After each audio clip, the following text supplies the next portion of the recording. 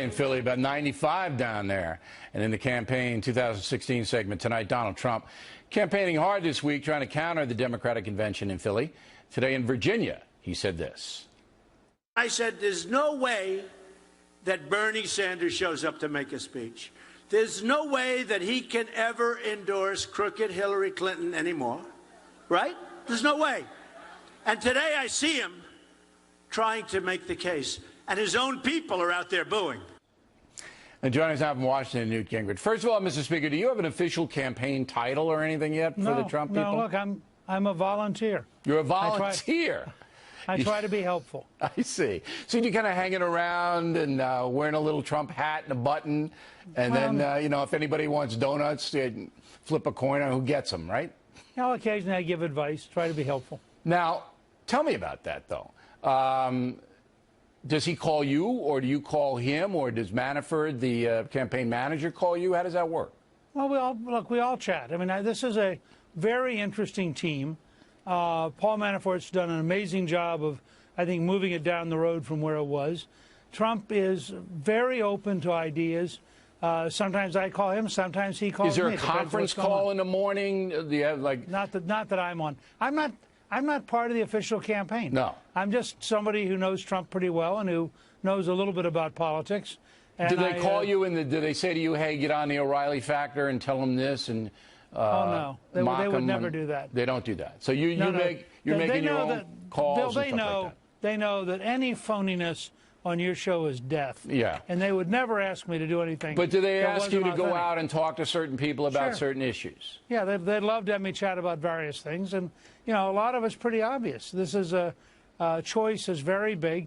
You know, I do a lot of Facebook Live. I do a lot of Facebook Live. I do a lot of Twitter. I communicate with a couple million people that way. And I think it's interesting to sort of keep track of what's going on, both in the Democratic Party and in the Republican Party. Now, I thought this Tim Kaine selection was a good one. I like Senator Kaine. I think he's an honest man. I didn't like he took some baksheesh, which is the Arabic word for gratuity, when he was a governor in Virginia, but the law let him do it. I didn't think that was good. But by and large, he's had a pretty good career in politics. He looks like an honest man. Am I wrong? No, I think he is as good a choice as Hillary Clinton could have made. He's fluent in Spanish from days as a missionary. He is very strong in Virginia, and I think he's a pretty solid guy. I think a debate between Kaine and Pence will be a very interesting debate. Will anybody watch that debate? Guys. Is there anybody on earth going to watch Pence versus Kaine? I mean, where are they going to hold that thing? I mean, look, who knows? They're both very smart, but they're dry. I mean, they're not. It's not.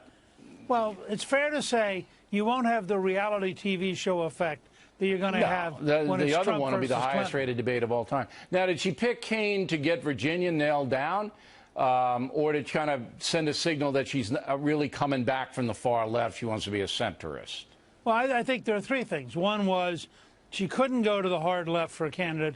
That would have been too much. Second, Kaine does help in Virginia. And third, he is fluent in Spanish. And at a time when apparently they concluded that they could not put a Latino on the ticket for whatever reason, he's probably as good as you can get. He can be on Univision, Telemundo, etc., and make an effective case. Okay, so you say he's a good choice, and I thought it was a good choice. I mean, because, and I want you to comment on this. I don't believe that any endorsements from anybody are going to sway any voters. It's just Trump versus Hillary. That's it. You decide. No matter who likes him, who else is going to vote for him. That's it. Yeah. In the end, you vote for the presidential nominee. Occasionally, a vice presidential candidate can hurt you.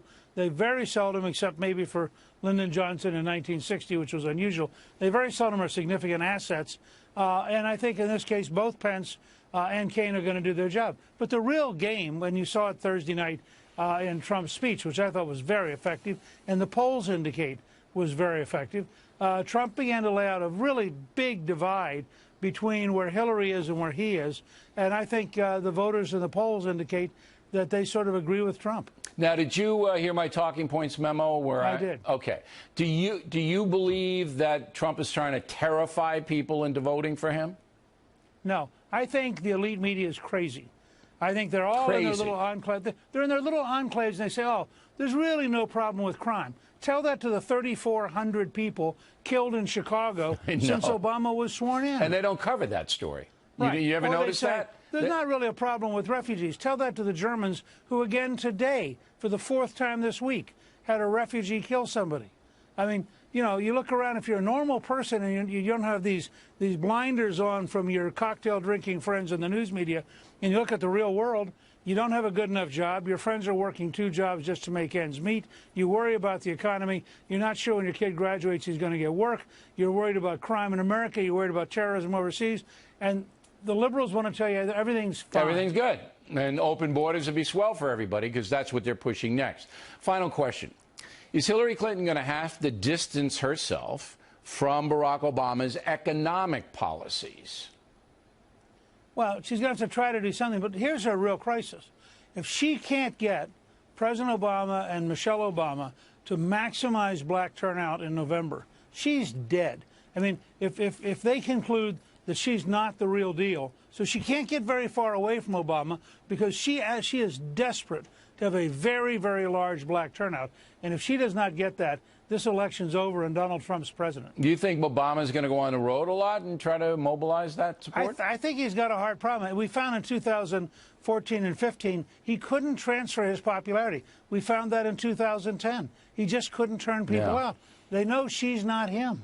And he doesn't like going on the road to those things. Right. And I don't think he has a deep affection for her, but he hates Trump, so that might motivate him. He hates him. All right, Mr. Speaker, we appreciate you checking in. Good luck, at the campaign headquarters and the volunteering and all that. Okay. Good. And now let's go to Britt Hume, who is in Philly this evening and doing what I don't know. Sitting here waiting to talk to you, Bill. I know. But you get paid so handsomely to do that. Now, you were telling me in the break that 36 years you've been covering this stuff, right? 36 years, these conventions and all that?